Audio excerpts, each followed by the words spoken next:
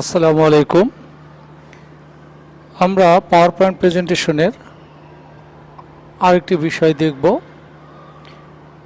সেটি হলো এই যে আমাদের সামনে চার্ট অ্যানিমেশন দেওয়া আছে। তো এই একটা চার্ট এবং এই একটা চার্ট। তো এখন এই চার্টটিতে আমরা সিলেক্ট করে আমরা অ্যানিমেশনে চলে গেলাম।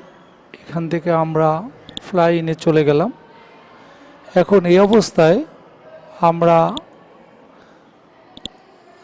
যেই চিহ্ন ব্যবহার করতে চাই আমরা সেগুলো ব্যবহার করতে পারি, যেটা আমাদের ভালো লাগে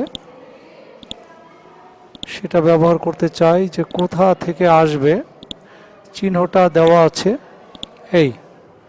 তো এখন এটার মধ্যে আমি অ্যাজ অ্যান অবজেক্ট হিসেবে সে আসতেছে, বাই সিরিজ এভাবে আসবে।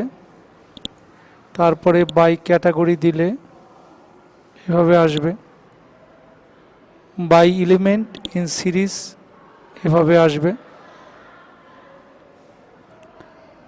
এবং বাই এলিমেন্ট ইন ক্যাটাগরি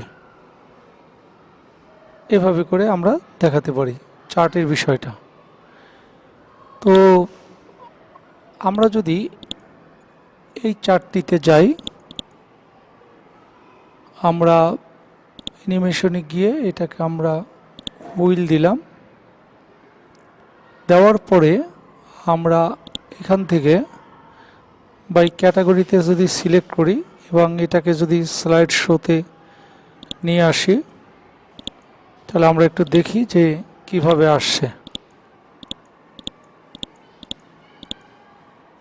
পাই চার্টটির এরকম একটা অংশ একভাবে দেখতে পাচ্ছি, আরেকটা ক্লিক করলে আরেকটা অংশ, আরেকটা ক্লিক করলে আরেকটা অংশ এবং আরেকটি অংশ। তো এভাবে আমরা চার্টের মধ্যে অ্যানিমেশন দিতে পারি। তাহলে আমরা চার্ট অ্যানিমেশন বিষয়টি শিখলাম। তো সবাইকে ধন্যবাদ। আসসালামু আলাইকুম।